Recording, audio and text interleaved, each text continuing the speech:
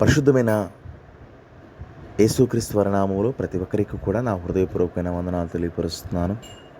ఈ దిన మన వాగ్దానమును మనం ధ్యానం చేసుకుందాము. కీర్తనలు 20వ అధ్యాయం 7వ వచనాన్ని ధ్యానం చేసుకుందాం. కొందరు రథమును బట్టి, కొందరు గుర్రములు బట్టి అతిశయపడుదురు.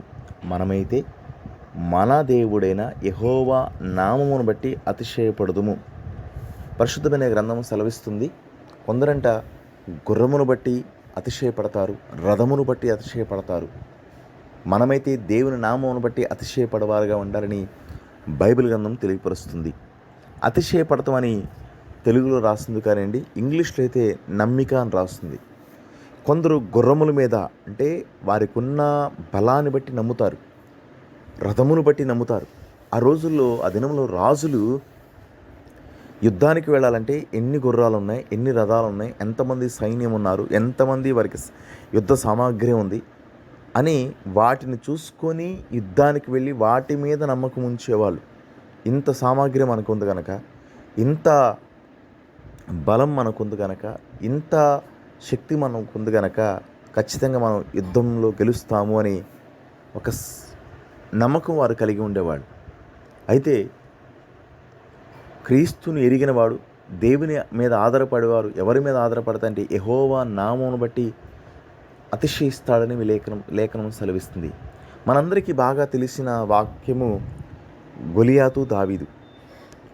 గొలియాతు ఏమో తనకున్న బలాన్ని బట్టి, తనకున్న సైన్యాన్ని బట్టి, ఫిలిస్తీన్లు తనకున్న యుద్ధ సామాగ్రిని బట్టి, గొలియాతుని బట్టి అతిశయిస్తూ ఉంటే, వాటి మీద నమ్మకం ఉంచుతుంటే, మరి దావీదు మాత్రం ఎవరి మీద నమ్మకం ఉంచారంటే దేవుని మీద నమ్మకం ఉంచినట్లుగా అనేకసార్లు మనం చూసినట్లు మనం ధ్యానం చేశాం. దావీదు ఎలా నమ్మకం ఉంచాడంటే, నేను యెహోవా నామమును బట్టి నీ మీదకు వస్తున్నాను, నీ మీద యుద్ధం చేయడానికి అని నామమును చేత పట్టుకుని వెళ్ళినట్టుగా మనం చూస్తూ ఉన్నాం. ఆయన ఎవరి మీద నమ్మిక ఉంచాడంటే దేవుని నామం మీద మాత్రమే నమ్మిక ఉంచాడు. ఆయన నామమును మాత్రమే ఆధారము చేసుకున్నాడు. ఆయన నామములో మాత్రమే శక్తి ఉందని తెలుసుకున్నాడు. ఆయన నామములో బలం ఉందని తెలుసుకున్నాడు. ఆయన నామములో దెయ్యాలు వెలగొడతాయని తెలుసుకున్నాడు. ఆయన నామములో స్వస్థత కార్యాలు జరుగుతాయని తెలుసుకున్నాడు. ఆయన నామములో సమస్తము లోబడుతున్నామని తెలుసుకున్నాడు.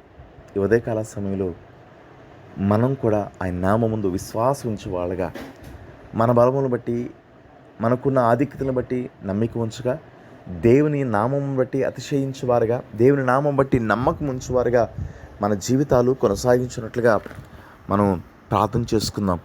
ఇదిగో సామెతల గ్రంథంలో రాయబడి ఉంటుంది, ఆయన నామము బలమైన దుర్గము, దానిలోకి ప్రవేశించేవాడు సురక్షితంగా ఉంటాడు అని. ఆయన నామమును బట్టి నమ్మిక ఉంచేవాళ్ళంగా దేవుడు మనల్ని ఉంచునుగాక. ప్రార్థన చేసుకుందాము. మహాపరిశుద్ధుడా, ప్రేమాస్వరూపైన దేవా, సర్వోన్నతుడా, మీకు స్తోత్రాలు. ఎల్షదాయిన దేవ, సర్వశక్తిమంతుడా, మీకు స్తోత్రాలు. ఈ ఉదయకాల సమయంలో ప్రభువా, గడిచిన కాలమంతా మీరు మమ్మల్ని మీ రెక్కల కింద భద్రపరిచి కాపాడినందుకు స్తోత్రాలు. మా బిడ్డలకు కాపుతలిస్తున్నందుకు స్తోత్రాలు. మా రక్త సంబంధికులకు కాపుతలిస్తున్నారయ్యా, స్తోత్రాలు. అయ్యా తని మా కుటుంబస్తులకు కాపుతలిస్తున్నారయ్యా, మీకు స్తోత్రాలు చెల్లిస్తున్నాను ప్రభా. ఈ దినమెల్లా మీరు మమ్మల్ని కాపాడమని వేడుకుంటున్నాను అయ్యా. ఇదిగో కీర్తన గ్రంథం 20వ అధ్యాయం 5వ వచనంలో తెలియపరచబడుతుంది, కొందరు రథమును బట్టి, కొందరు గుర్రమును బట్టి అతిశయిస్తారు. మేమైతే మా దేవుడైన యెహోవా నామమును బట్టి అతిశయిస్తామని. నిజమే ప్రభా, కొంతమంది వారి బలాన్ని బట్టి, వారికున్న స్థితిగతులను బట్టి వాటి మీద నమ్మకం ఉంచుతారు. మేము నీ మీద మాత్రం తప్ప ఎవరి మీద నమ్మకం ఉంచలేమయ్యా. మా బలము నీవే అయ్యా, మా ధైర్యము నీవే అయ్యా, మా దుర్గము నీవే, మా ఆశ్రయము నీవే ప్రభా. అయ్యా, మా ఆశ్రయ దుర్గము నీవే తండ్రి. నీ నామము తప్ప మాకు ఏది ఆధారము లేదయ్యా ఈ రోజుల్లో తండ్రి. నీ నామను మాత్రమే ఆధారము చేసుకుని వెళుతున్నామయ్యా. మమ్మల్ని జ్ఞాపకము చేసుకో. నీ యందు నమ్మిక ఉంచుతున్నాము అయ్యా, కృప చూపించమని వేడుకుంటున్నాను. దావీదు ప్రభా, నీ యందు నమ్మిక ఉంచినప్పుడు, నీ నామం పెరట వెళ్ళినప్పుడు తన జీవితంలో అయా విజయమును అనుగ్రహింపచేసిన దేవా, అయా నీ నామ ఘనతకై నీ దాసును వాడుకున్న దేవా, మా జీవితం కూడా ప్రభా అయ్యా తండ్రి అయ్యా మేము కూడా ప్రతిదాన్ని మేము అయ్యా విజయం పొందుకున్నట్లుగా ప్రభా అయ్యా తండ్రి మీకు స్తోత్రాలు, మీ నామ ఘనత మేము ఉండునట్లుగా సహాయము దయచేయమని ప్రార్థన చేస్తున్నాను. అలాగే ఈ తండ్రి ప్రతి ఒక్కరిని మీరు మీ గాయపడిన హస్తాలకు సమర్పిస్తున్నానయ్యా. ప్రతి ఒక్కరిని జ్ఞాపకం చేసుకోండి. వృద్ధాప్యంలో ఉన్న వారిని జ్ఞాపకం చేసుకోండి. వారి కాళ్ళను లేడి కాళ్ళ వలె చేయండి.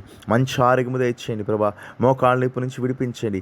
దీర్ఘకాలిక వ్యాధుల నుంచి, షుగర్ నుంచి, కిడ్నీ వ్యాధుల నుంచి బాధపడుతున్న వారిని అయ్యా, ఇంకా ఏ బలహీన చేత, బీపీ చేత బాధపడుతున్న వారిని ప్రతి ఒక్కరిని మీ గాయపడిన హస్తాలకు అప్పచెప్తున్నాము. నీ నామములో స్వస్థత ఉందయ్యా. అయ్యా నీ నామములో ప్రభా తండ్రి అయ్యా విడుదల ఉందయ్యా. నీ నామములో ప్రభా తండ్రి అయ్యా విమోచన ఉందయ్యా. అయ్యా తండ్రి నీ నామం పేరిట వేడుకుంటున్నానయ్యా. అనారోగ్యంతో బాధపడుతున్న ప్రతి వృద్ధులను ప్రభా మీరు ముట్టి స్వస్థపరచమని ప్రార్థన చేస్తున్నాను. ఇదిగో తండ్రి అయ్యా తండ్రి మీ శిష్యులతో అన్నారు, ఇదిగో మీకు నా నామమును మీకు అప్పచెప్పి ఉన్నానని. అయ్యా మాతో మీ లేఖనము సెలవిస్తుంది. అయ్యా మీ నామమును మాకు అప్పచెప్పారని ప్రభా. అయ్యా మీ నామమును చేత పట్టుకొని ప్రార్థన చేస్తున్నాను. యవనస్తులు మీ గాయపడిన స్థలాలకు సమర్పిస్తున్నానయ్యా. అనేక మంది యవనస్తులు ప్రభా ఈ లోకములో ప్రభా అయ్యా తండ్రి మీకు వందనాలు, స్తోత్రాలు చెల్లిస్తున్నానయ్యా. అయ్యా వ్యర్థమైన వాటి వైపు తిరుగుతున్నారయ్యా. అయ్యా తండ్రి చెడు మార్గంలో వెళుతున్నారయ్యా. భవిష్యత్తు మీద ఒక ఆలోచన లేకుండా వెళుతున్నారు. అయ్యా తన భవిష్యత్తు మీద ఒక దృష్టి కలిగి ఉండట్లేదయ్యా. అలాంటి వారిని మీ గాయపడిన హస్తాలకు సమర్పిస్తున్నాను. తల్లిదండ్రులు బాధ పెట్టే వారిని మీ గాయపడిన హస్తాలకు సమర్పిస్తున్నాను. వారిని జ్ఞాపకం చేసుకోండి. అయ్యా తండ్రి అపోస్తలును పౌలుగా మార్చిన దేవా, అయ్యా నీ బిడ్డలను కూడా అలా మార్చమని, యవనస్తులను ప్రభువా తండ్రి మంచి మార్గంలో, అయ్యా తండ్రి రాజమార్గంలో, అయ్యా తండ్రి మీకు నీ మార్గంలో వారిని నడిపించమని ప్రార్థన చేస్తున్నానయ్యా. వారిని దర్శించండి. యవన ప్రాయంలో నన్ను దర్శించిన దేవా, నీ బిడ్డలను కూడా దర్శించమని ప్రార్థన చేస్తున్నాను. చంటి బిడ్డలను జ్ఞాపకం చేసుకోండి ప్రభా. నీ కాపుదల దయచేయమని వేడుకుంటున్నాను. అయ్యా తండ్రి మీకు వందనాలు. అయ్యా మీకు స్తోత్రాలు. అనారోగ్యంతో బాధపడుతున్న వారిని స్వస్థపరచండి అయ్యా. ఆర్థిక ఇబ్బందులతో బాధపడుతున్న వారిని జ్ఞాపకం చేసుకోండి అయ్యా. ఇంకా ఈ కుటుంబ సమస్యలతో బాధపడుతున్న వారిని జ్ఞాపకం చేసుకోండి అయ్యా. ప్రతి ఒక్కరూ నీ యందు నమ్మిక ఉంచేవారుగా, వారి బలమును బట్టి వారికి ఉన్న స్థితిగతుల మీద నమ్మిక ఉంచక నీ యందు నమ్మిక కలిగిన వారుగా ఉంచమని ప్రార్థన చేస్తున్నాను. నా దేశ ప్రధానమంత్రిని, నా దేశ రాష్ట్రపతులను, గవర్నర్లను, అయ్యా తండ్రి నా దేశంలో ఉన్న ప్రతి ఒక్క అధికారిని మీ గాయపడిన హస్తాలకు సమర్పిస్తున్నాను. నీ క్షేమం వారికి దయచేయమని వేడుకుంటున్నానయ్యా. నీ కాపుదల వారికి దయచేయమని ప్రార్థన చేస్తున్నాను. నా రాష్ట్ర ముఖ్యమంత్రి చంద్రబాబు నాయుడు గారిని బట్టి ప్రభా, ఆయా మంత్రులను బట్టి, అధికారులను బట్టి ప్రభా, ప్రతి ఒక్కరిని మీ గాయపడిన హస్తాలకు సమర్పిస్తున్నాను. నీ క్షేమమును, నీ కాపుదల, ఆరోగ్యమును వారికి దయచేయమని ప్రార్థన చేస్తున్నానయ్యా. ఉదయకాల సమయంలో ప్రభా ప్రతి ఒక్కరిని మీ గాయపడిన హస్తాలకు సమర్పించుకుంటూ అయ్యా తండ్రి మీకు వందనాలు, స్తోత్రాలు. వివాహాల కోసం ఎదురు చూస్తున్న వారిని ప్రభా, గర్భఫలం కోసం ఎదురు చూస్తున్న వారి జీవితాల్లో నీ గొప్ప కార్యము జరిగించండి. ఇల్లు కట్టుకుంటున్న వారిని గురించి ప్రభా, ఉద్యోగాల కోసం ఎదురు చూస్తున్న వారిని గురించి ప్రభా, అయ్యా తండ్రి మీకు వందనాలు, స్తోత్రాలు చెల్లిస్తున్నాను ప్రభా. ఇంకా ఆయా స్థితిగతుల కోసం ఎదురు చూస్తున్న వారిని ప్రభా మీ గాయపడిన స్థలానికి సమర్పించుకుంటూ క్రీస్తు యొక్క సమాధానం, నెమ్మది ప్రతి కుటుంబంలో ఏలుబడి చేయనట్లుగా కృప చూపించమని వేడుకుంటూ యేసు క్రీస్తు వారి నామం పేరిట అడిగి వేడుకుంటున్నాను తండ్రి.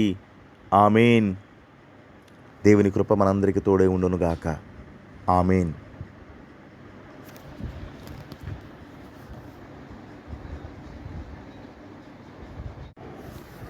పరిశుద్ధమైన